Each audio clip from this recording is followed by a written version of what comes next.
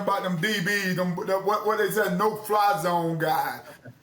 Tell me what makes a two-part question. What makes a kid a DB versus a receiver, and then what you look for at DB? So with this, like I say, Coach, because we done had a lot of kids, I done seen a lot of guys that play receiver and DB. And the most times, Coach, the difference between a receiver and a DB, and like I say, it switched, right? We probably going to take that kid that's longer and put him at DB, and then the shorter kid put him at receiver, correct? And so that's what we look for is if you're long, we know you're going to be a DB because that's what everybody asking right now. Coach, how long is it? How long is it, Coach? How long? You know, that's the number one thing. So one thing we know, if you're a longer guy, you automatically gonna flip to that defensive side of the ball because you're long, right? And so when it comes to those guys, my DBs, and like I say, with DBs and receivers, some guys just because you play DB don't mean you want to hit. We want DBs that can be physical. We got to be able to come up and hit. If you watch all the DB groups that we came in, the number one thing about all those guys, Coach, they are hitters. That's why all them guys are playing at the next level now because them guys got ball skills and they'll show they'll come up in the box. And so when you watch your film, when you see a guy that comes across your board and you say, okay, Coach, this kid's a receiver DB, the first thing I look for first is, okay, is he a long kid? So boom, that might slay me to him playing DB. Okay, he's still long, but on offense he doing this. But at the same time, he's okay at receiver, but if his ball skills go to defense, he got amazing ball skills as a defender, but got okay ball skills as a receiver.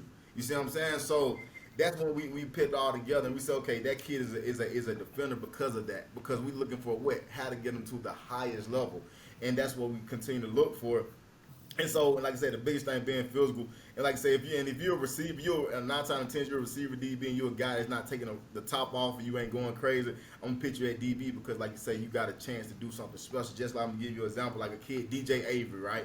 DJ Avery came in this past year. DJ Avery came in as a receiver, but he played receiver, DB, free safety.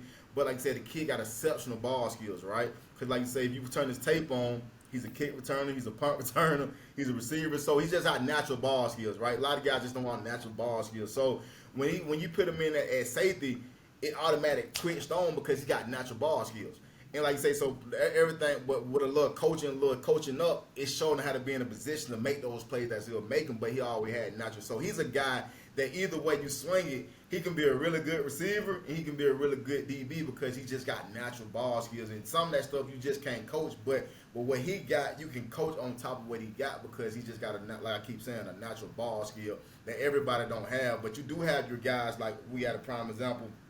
You got your Gaskins, right, at Vanderbilt, Coach. Gaskins is not a offensive playmaker, but Gaskins is a lockdown corner. What's the lockdown corner, Coach? Gaskins can come up and play man press, off press. He can play, and it don't hurt him that he's 6'2", and that he can run them SEC receivers. So that's the difference between a lot of your guys. Like I said, you do have guys that can do it all. But you got some guys that just specialty in just that being a DB, and that's okay. You got some guys that specialty in receiver. But like I said, you don't get a DJ Avery every day that you can bring in. It don't matter where you put him on the field, because like I said, that's just a gamer. And you got those type of guys that's just gamers.